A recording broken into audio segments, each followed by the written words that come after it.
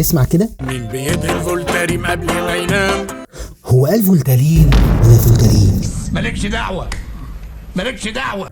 برغم نجاح الكامبين بتاعت وادي دجله، لكن اغلبنا لاحظ ان هم بيقولوا فولتارين مش فولتارين. طب هل هنا احنا ممكن نعتبرها زلة لسان؟ هقول لك لا. السبتايتل من تحت مكتوب فيها برضو فولتارين، يعني معنى كده ان هي مقصوده. يعني احنا عشنا طول عمرنا فاهمين ان هي فولتارين وهي فولتارين، كنا غلطانين يعني.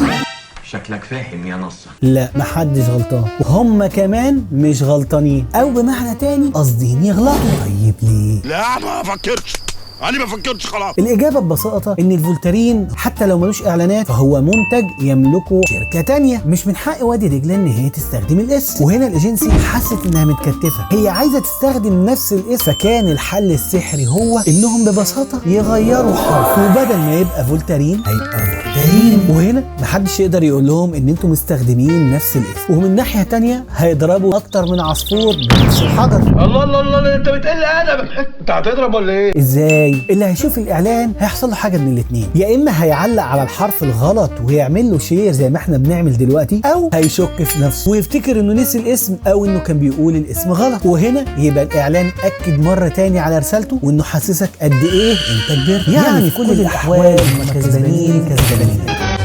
ظرفنا ابن الورمه، خرب بيتك على ظرفنا ابن الورمه.